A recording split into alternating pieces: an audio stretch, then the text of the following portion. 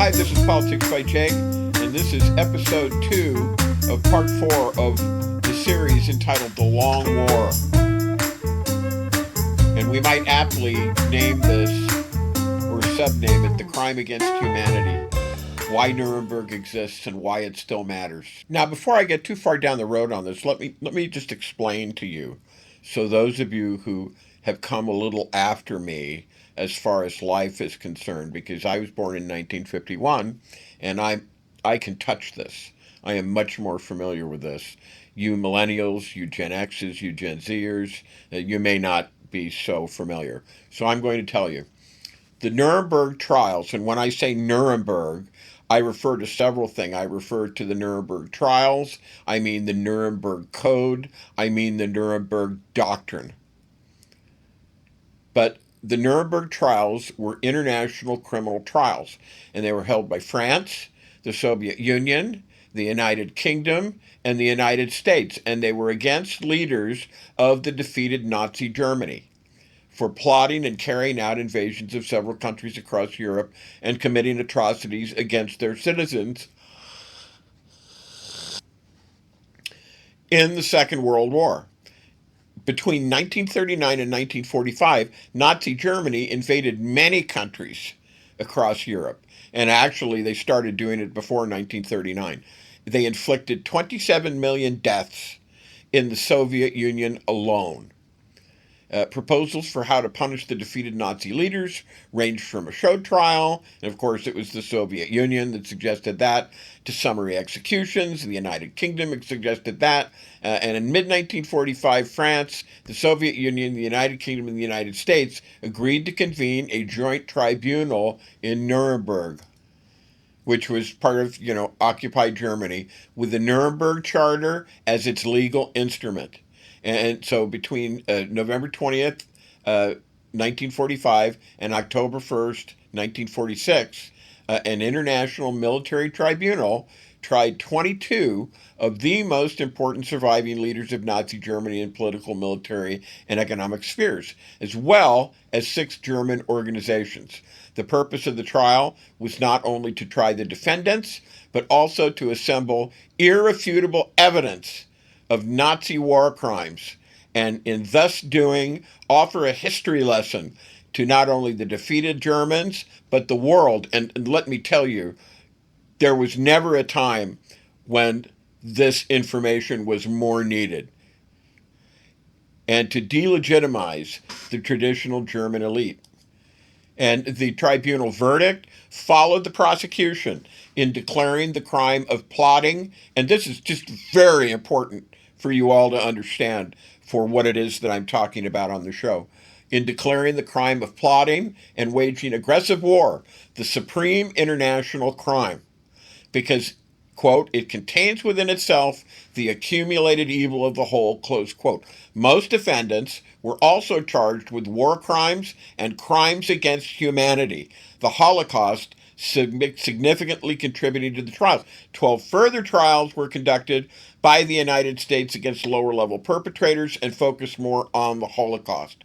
Controversial at the time for their retroactive criminalization of aggression, and this is controversial, and this is just very important to understand. The Nuremberg trials were a hinge. The tribunal was the beginning of a whole new idea. The trial's innovation of holding individuals responsible for violation of international law is considered the true beginning of international criminal law. So in other words, after World War II, the world did something it had never done before. We took tyrants and put them on trial, not for losing a war, not for treason, but for crimes against humanity. This is incredibly crucial. This is a brave new world. This is the change that up to this point, heretofore, had not occurred and had not existed. But Nuremberg was the moment the civilized world said, there are laws above nations. There are lines you do not cross. And if you cross them, the world will judge you. That didn't exist before Nuremberg. There was no framework prior to this. There was no doctrine prior to this.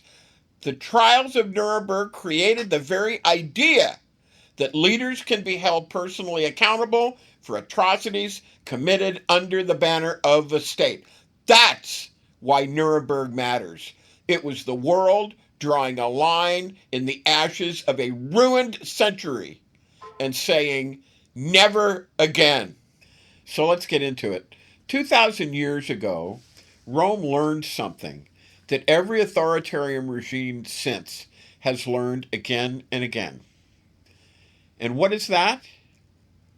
Well, it's that you don't need chains to rule people. You don't need soldiers on every corner. You don't even need terror, at least not at first. All you need is scarcity. All you need is austerity, because hunger, for example, rewires the human brain.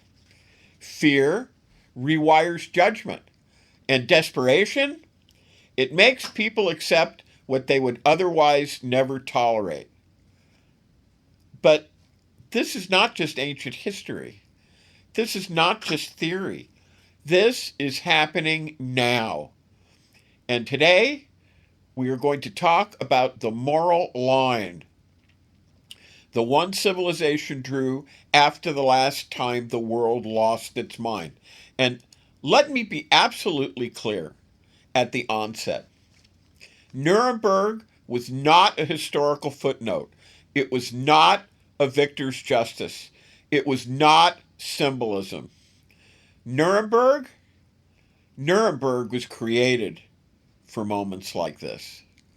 It was created for leaders who believe power excuses cruelty, for regimes that hide murder behind bureaucracy, for men who believe distance absolves responsibility. And here's the uncomfortable truth.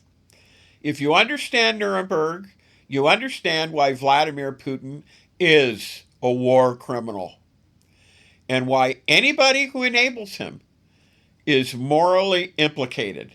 And this isn't just rhetoric. This is law. This is history. This is the line that civilization drew after it saw where silence and appeasement leads. Nuremberg. Nuremberg was not revenge. It was not victor's justice. It was not symbolism. It was civilizational declaration that these are acts, and we are, of course, referring to the fascist conflagration that was World War II. These are acts that are so obscene that no flag excuses them. These are crimes that are so vast that sovereignty does not, cannot shield them. And that there are men who are so dangerous that history itself must say, perhaps thus far, but no further. And I'm going to say this plainly without hedging. Nuremberg was created for men just like Vladimir Putin. Not metaphorically, not rhetorically, but literally. And once you understand that, once you understand what Nuremberg changed, a lot of what's happening right now snaps into focus. And this is Politics by Jake, and we'll be back. And now here's a word from one of our sponsors, Twain Consulting. Hi, this is Jake with Twain Consulting. Let's be blunt, shall we? America is litigious. It's unstable, and it's financially weaponized. If your name is on everything you own, you're a sitting duck. At Twain Consulting, we help you vanish legally, ethically, and permanently. From land trusts to layered LLCs, we teach you how to restructure your assets so the predators can't see them and can't touch them. This isn't a loophole. It's a strategy that the wealthy have used for decades. Isn't it time you got the same protection? Call Twain Consulting at 805-380-5699 or visit us online. Protect what's yours before someone else claims it. And now let's get back to Jake and Politics by Jake.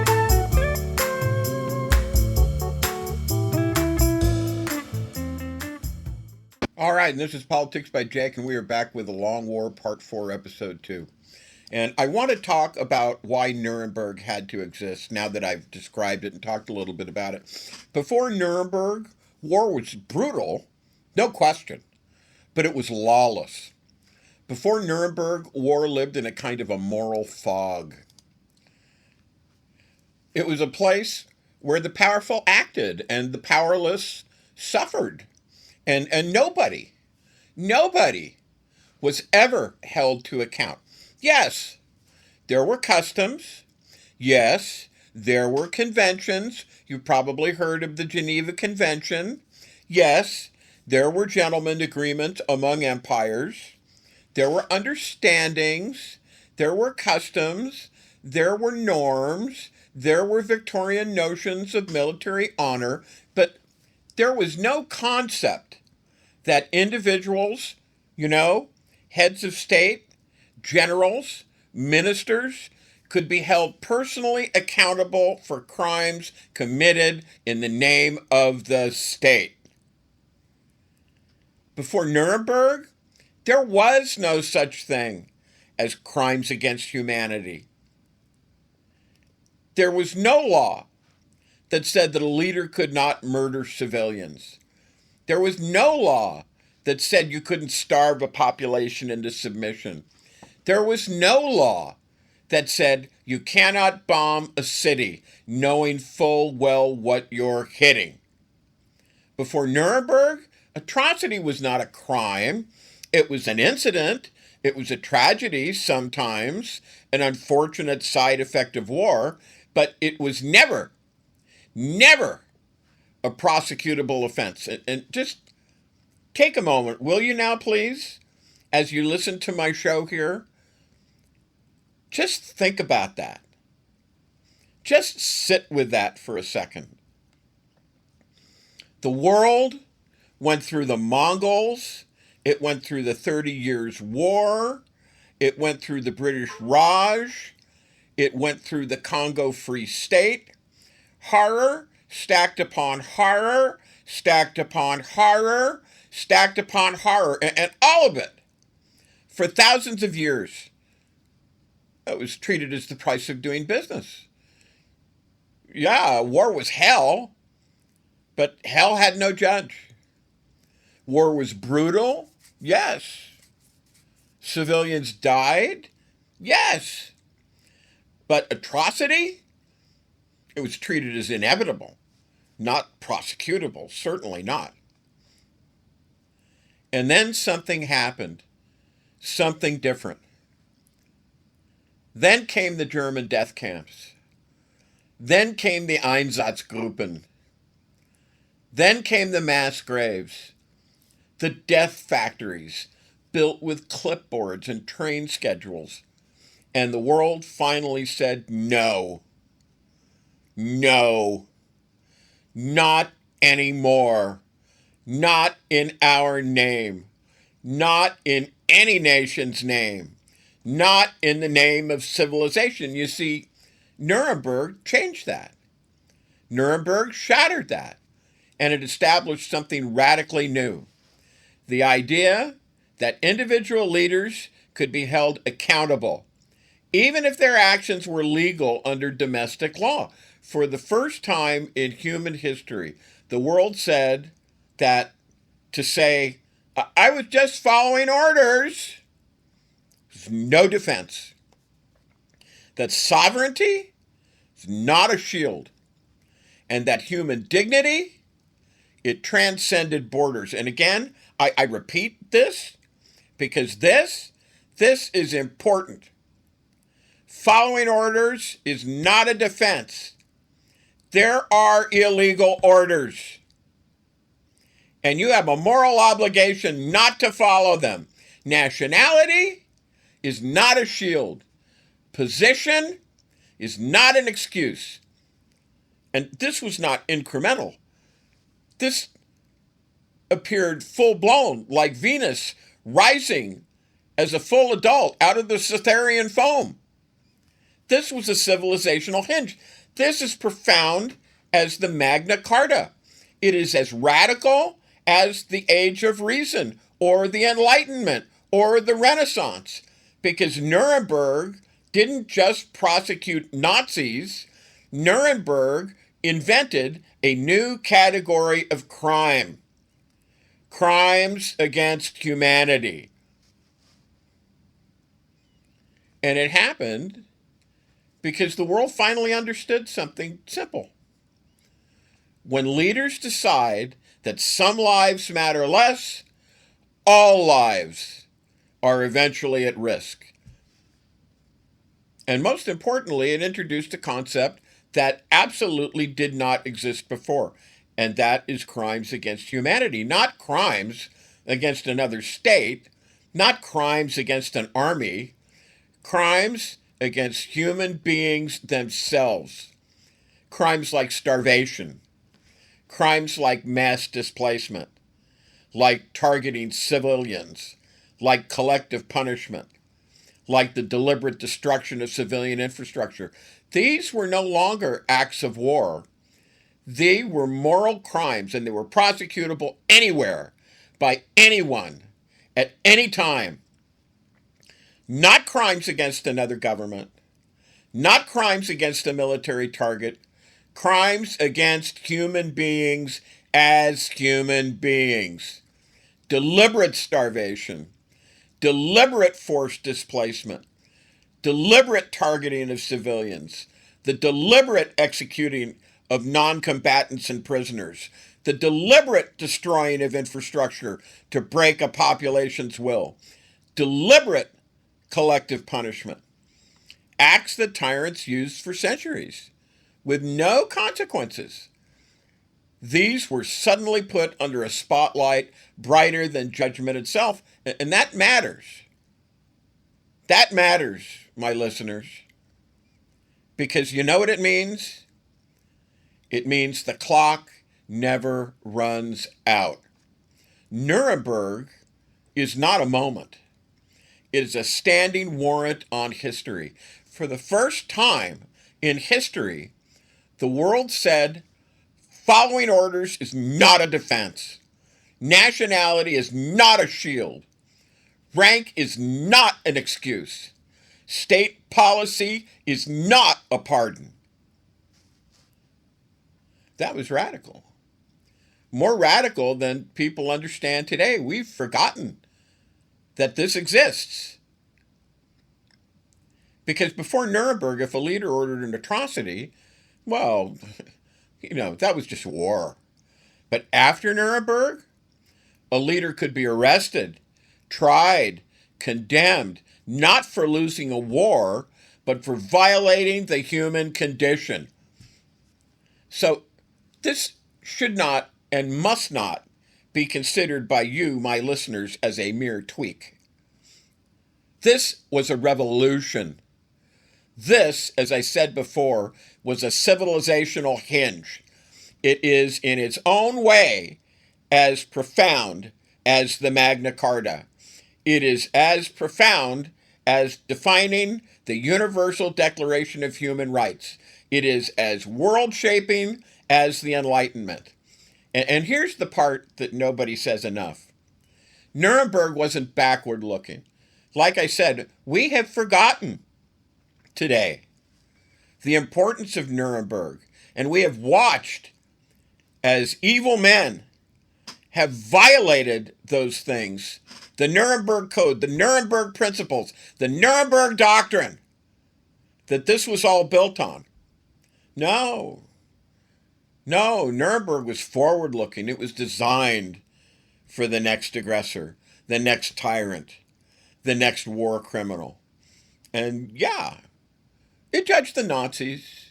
It did. But in its architecture, in its language, and in its logic, Nuremberg was aimed squarely at the future. Men like Vladimir Putin, men who starve civilians, men who flatten cities, men who deport children, men who use hunger and terror as instruments of policy, men who break up families so that husbands and wives, mothers and fathers and children may never see each other again. And all of this matters because Nuremberg did something else extraordinary. It made judgment portable. And by that, it means a crime against humanity can be prosecuted by any nation, in any court, in any decade. Why? Because humanity itself was the injured party. There is no statute of limitation on these acts. There is no safe harbor for such men who have committed these acts. There is no retirement in a villa for the architect of a genocide.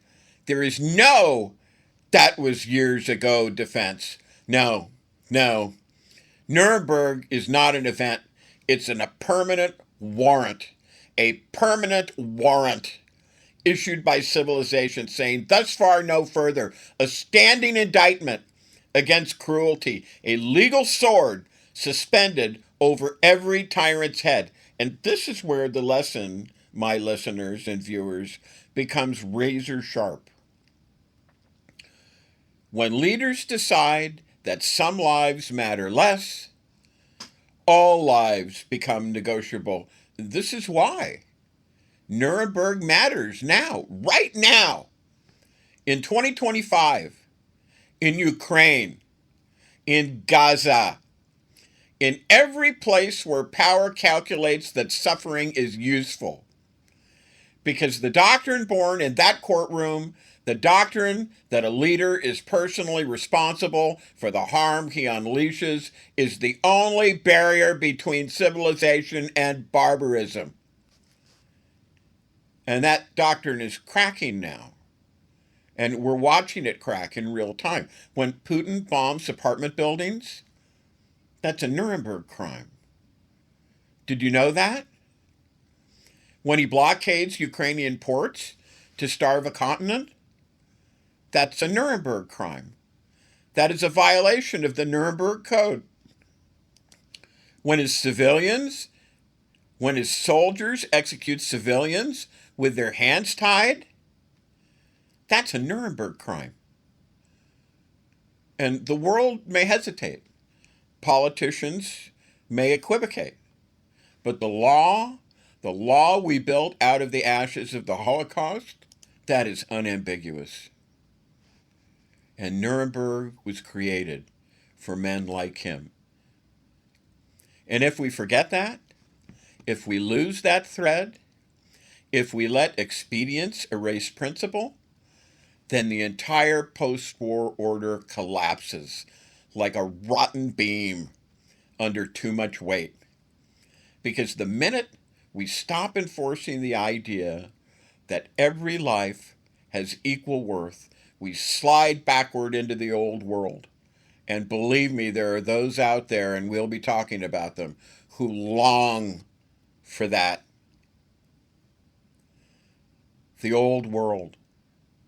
The world before Nuremberg, where the strong decides who lives, who dies, and who counts. And that's why it matters. That's why I'm talking about it now. That's why we all should be talking about it now and never forget it. And that's why the long war runs straight through it. And this is Politics by Jake, and we'll be back. Look around you. The systems are failing. The currency, the court, the Constitution. And no one is coming to save you. You feel it. You see it. But you've been told to ignore it. This isn't paranoia. It's not a conspiracy theory. It's collapse. Designed, accelerated, and now unavoidable. So what's your plan? What happens when the banks close, when the grid goes down, when they come knocking and you have nothing protected, nothing structured, nothing left? You don't need a bunker. You need a protocol. The collapse protocol is the plan for people who still think clearly, who want to live, thrive, and protect what's theirs, even in a world gone mad. You don't have time. You don't have backup. But now you have this. Collapse Protocol from Twain Consulting before the end begins. Contact us as soon as you can. Facebook.com/Twain Consulting or call us at 213-465-0639.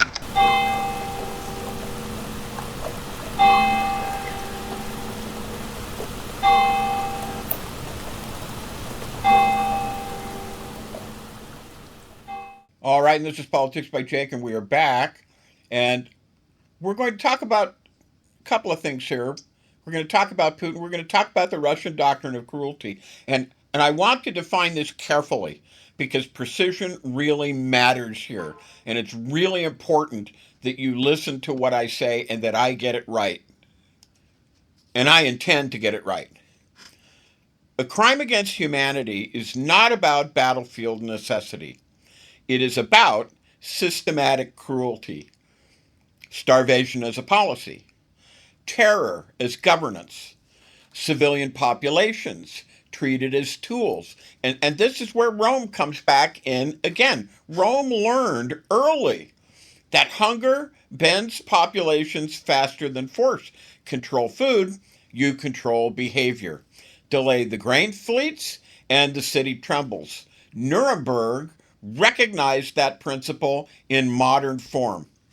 You don't need gas chambers to commit crimes against humanity.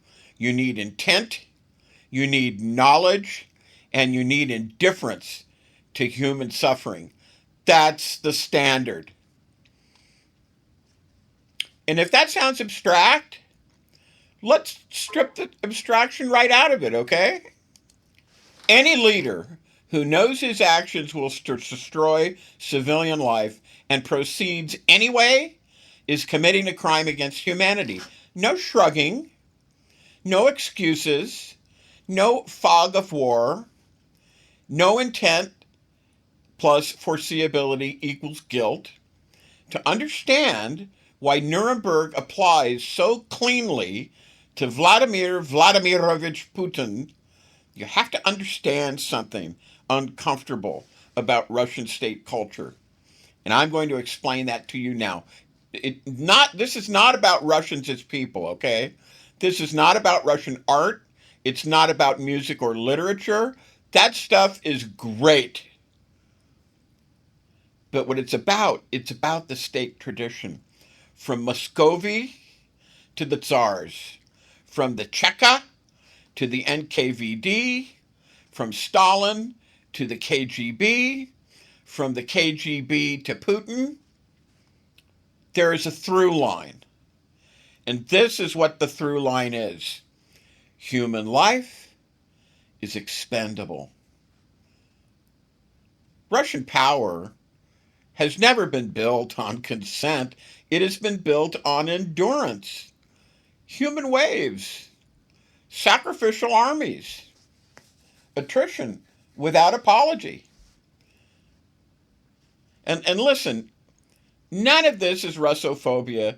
This is Russian historiography straight out of their own archives.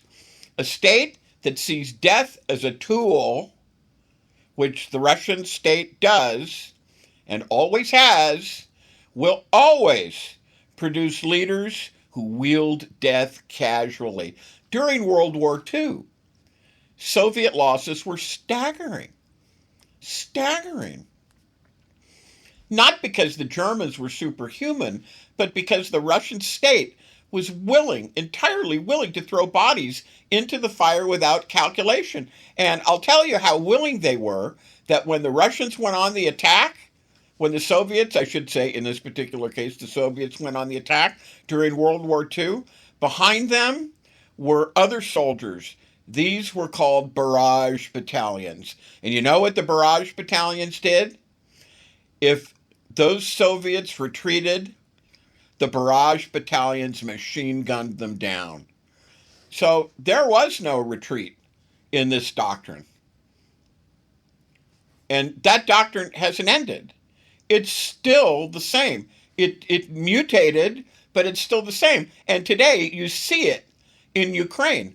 Civilian apartment blocks, power stations, water systems, food supply chains. This is not collateral damage. This isn't an oopsie by Vladimir Vladimirovich. This is policy. This is what he wants to do. This is what they want to do. Starvation as leverage, cold as a weapon, fear as governance. And when you hear Russian officials threaten entire nations, Britain, well, we could drop a bomb on Britain, one recently said, and that would just wipe out the whole place. And then he thought the better of it and he said, well, two. Two would definitely wipe out the whole place. So Britain, the Baltics, Poland, this isn't bravado. It's intimidation psychology straight out of the KGB playbook. And we all know the old saying, once KGB, always KGB. And Putin, he's not improvising. This is a worldview. This is Eurasianism. This is Duginism.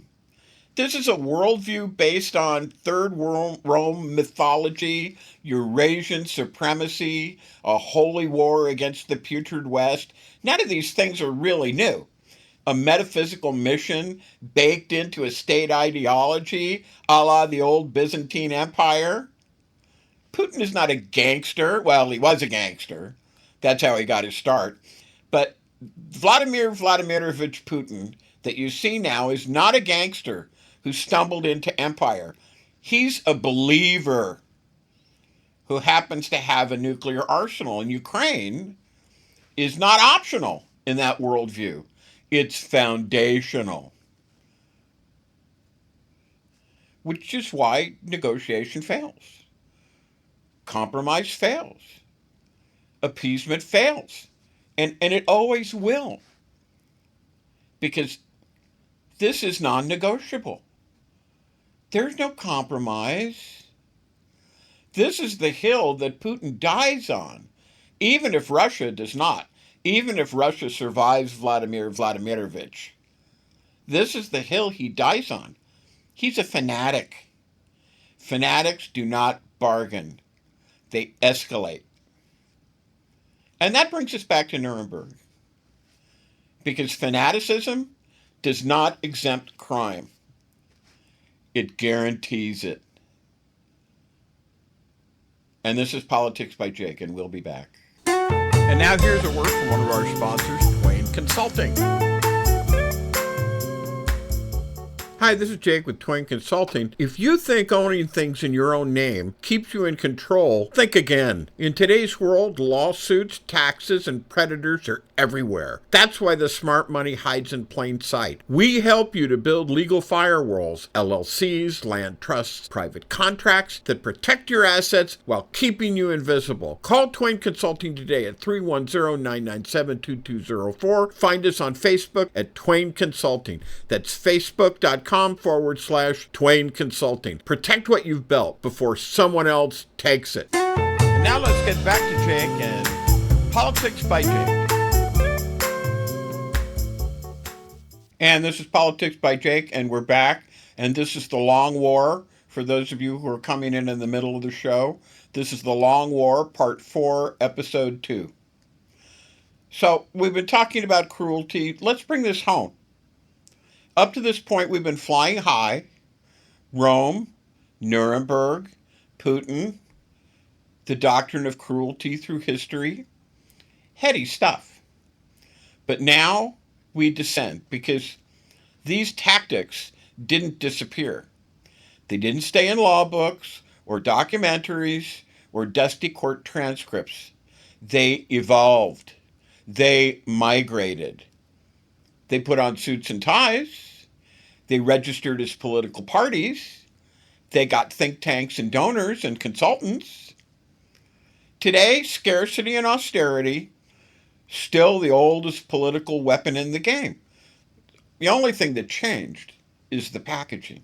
When food is weaponized, when healthcare is withheld, when housing becomes leverage, when wages stay flat while rent explodes, that is not policy disagreement. That is scarcity governance. And here's the through line. A desperate population trades rights for relief.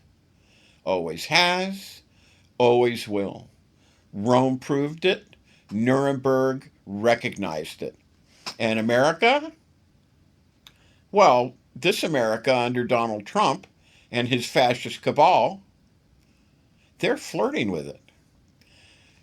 See, this is why I'm talking about it, because this is why Nuremberg still matters. This is why I'm reminding you of it. That is why I am speaking so expressly about it with you. Because crimes against humanity don't require uniforms. They don't require swastikas. They don't require armbands. They don't require camps or gas or bullets. They require knowing harm and proceeding anyway. And the most dangerous lie in American politics right now is this: that what's happening over there has nothing to do with us. To which I say no. It has everything to do with us. Trumpism? Come on. Trumpism is not foreign policy ignorance. It's scarcity politics. It's austerity implementation. Withhold aid. Withhold health care. Withhold food assistance. Withhold housing. Withhold dignity. You've heard me talk about these things time and time again on my show, Politics by Jake. So withhold all these things. Then present yourself as the only solution. That's Rome. That's empire. And that's authoritarianism. Just, with a new coat of paint. New coat of whitewash. And listen carefully here, okay? When American leaders tell Ukraine to be realistic and give up land, when they shrug at atrocities because they think oceans, that is, Americans, think oceans make them safe, they reveal something chilling. They have never been vulnerable. They have never been conquered. They have never had to flee their home in the night. They have never heard artillery and wondered if it had their name on it. And because they have never been vulnerable, they cannot imagine vulnerability. And because they cannot imagine it, they cannot defend against it. Which brings us right back to Nuremberg, because the doctrine applies universally. No nation is exempt. No leader is immune. No office is high enough to excuse cruelty. And scarcity? Deliberate scarcity? Well, that's cruelty dressed up as economics. You starve a population of possibility, then call their despair personal responsibility. That's not policy. That's moral vandalism. And it leads, every single time, to the same dark place history keeps trying to warn us about. And this is Politics by Jake.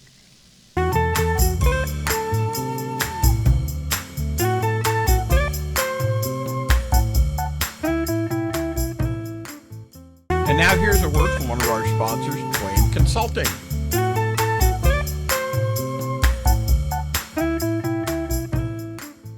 Hi, this is Jake with Twain Consulting. Imagine, if you will, having the power to disappear from the prying eyes of creditors, identity thieves, nosy strangers, all while protecting what you've worked so hard to build. That's what virtual invisibility offers. It's not magic. It's smart legal and business strategy to shield your assets and privacy so you can live free, confident, and in control. Most people think that asset protection is only for the ultra-wealthy, but it's for anyone who wants peace of mind and financial security, including you. Don't wait until it's too late. Take control now. Call me at 213-465-0639 or go to facebook.com/Twain Consulting to learn how virtual invisibility can protect you and your family, because when you're invisible to risk, you're unstoppable. And now let's get back to Jake and Politics by Jake.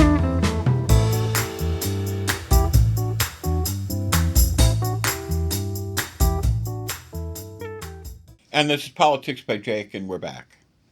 Now, as I said, let's bring the camera home. We talked a little bit about this in the last segment. And this, by the way, for those of you who are just engaged in the show, welcome. This is a series. This is episode 2 of part 4 of the series entitled The Long War. And we welcome you to the show. So, as I said, let's bring the camera home now, okay?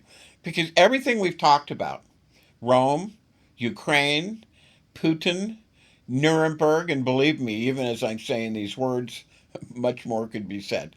But everything that we've talked about, none of it stays out there. None of it. The question hanging over America right now isn't abstract. Do we still believe that people matter? Or has this country quietly accepted the fact that vulnerability is a moral failure? Because that right there, that is the line that Nuremberg tried to draw in blood and in ash. Nuremberg said this: there are things no government may do. There are lives no state may discard. There are crimes that history will not forget, even if politicians try to look away. And that line still exists. It runs from 1945 all the way to the moment that you are listening to my voice in this radio broadcast, which is also a podcast. Zelensky understands this. Ukraine understands this. They're not just fighting for territory. They're fighting for the principle that human beings are not expendable. And here's the uncomfortable truth. That principle is the actual battlefield of our time. And it's bigger than Ukraine. It's bigger than America. It's bigger than geopolitics, bigger than parties, bigger than personalities, because republics don't fall when tyrants rise. They fall when citizens stop believing that their own lives matter. And in America right now, that belief is eroding. When people are told hunger is motivation, when illness is a personal failure, when poverty is treated as a character flaw, that's not economics. That's moral drift. And we were warned about this. FDR told Congress 80 years ago that freedom requires security. He said a necessitous man is not a free man. And he wasn't speaking metaphorically.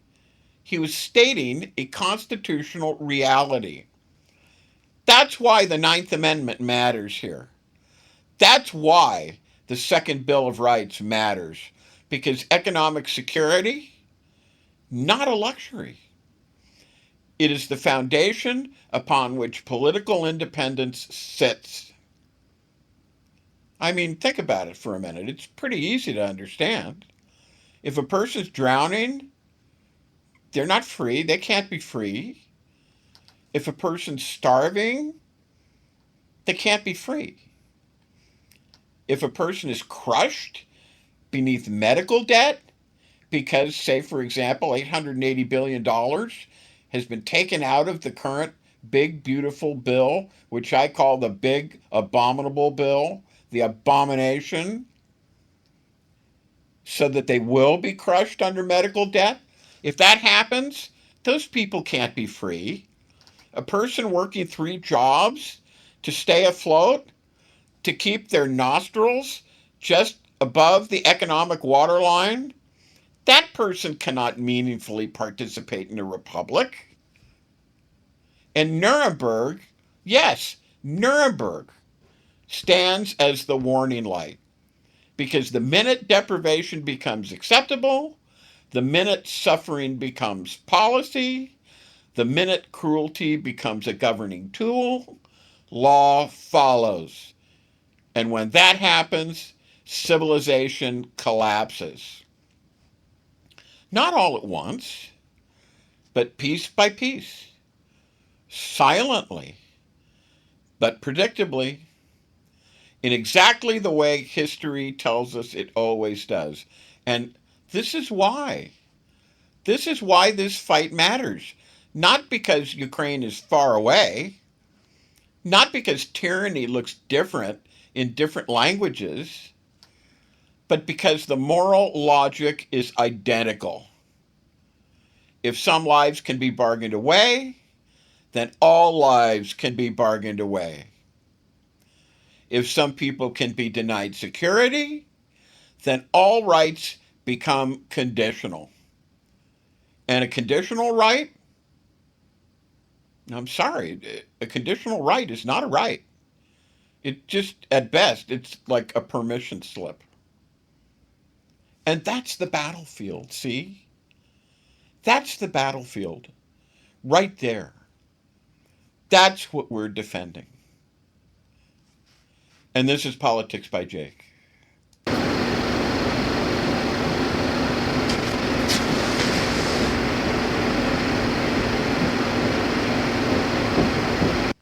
And this is Politics by Jake, and welcome to the show, The Long War, Part 4, Episode 2. Now, today we've talked about Rome, we've talked about Ukraine, we've talked about hunger, we've talked about cruelty and law and justice, and we've talked about Nuremberg, and I've made you aware of and told you what that's all about. All these threads braided across centuries, but there is one last thread that we need to pull tight. And this one is about us. Because Nuremberg wasn't built for ghosts. It wasn't built to sit in a museum. It wasn't built to gather dust under glass. It was built for the living. Not for 1945, not for a one-time thing, but it was built for the living, for the present, for the next tyrant, for not just the last demagogues, but the next demagogue. Not for the last politician, but for the next politician, who sees suffering not as tragedy, but useful. Nuremberg was designed for 2025.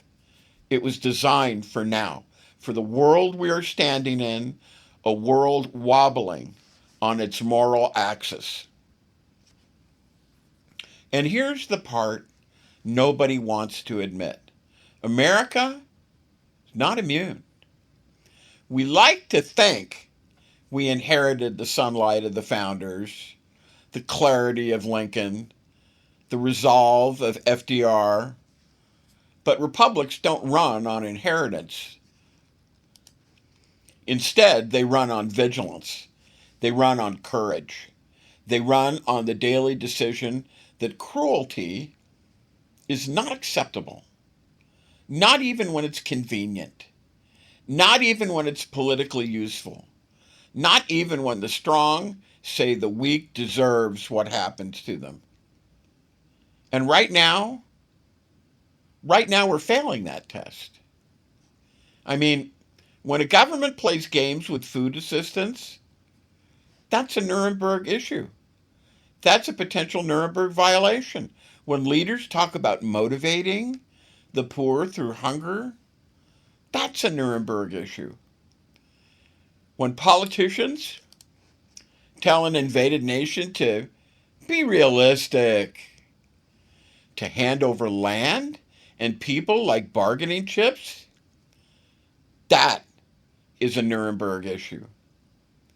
When cruelty becomes a strategy, not an accident, well, that's when civilizations break.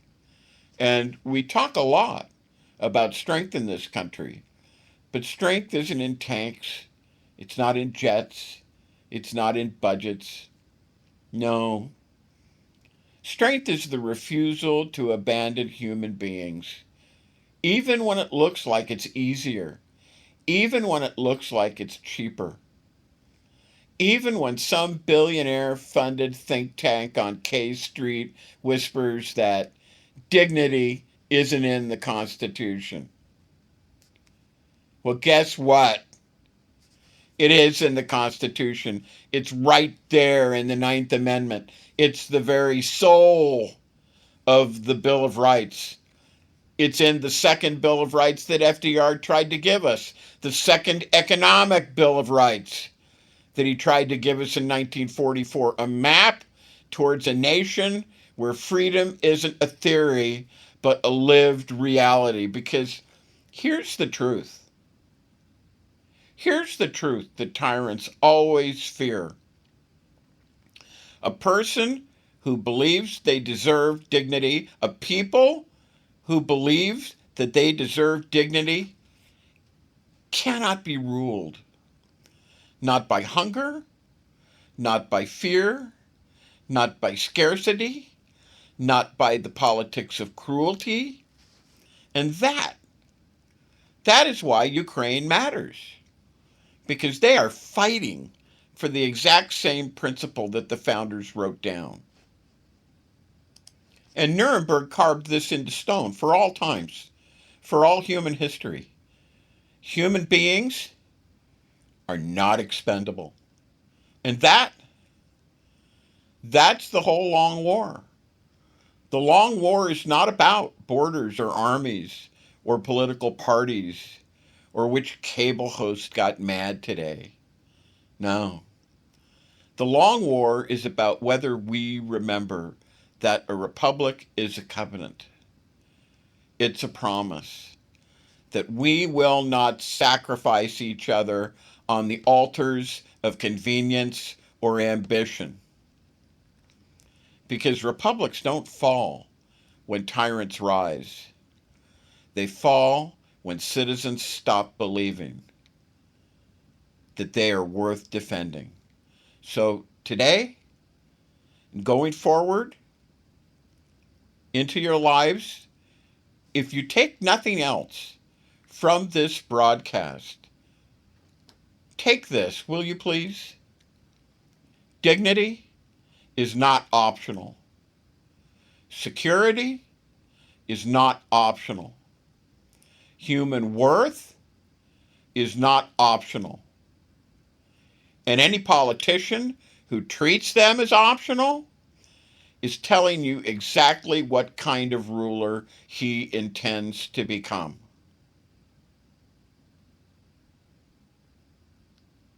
My listeners, my viewers, ladies and gentlemen, the long war continues, and it will continue until enough citizens stand up and say, no more hunger as policy, no more cruelty as governance, no more surrender dressed up as realism, and no more forgetting what Nuremberg taught the world.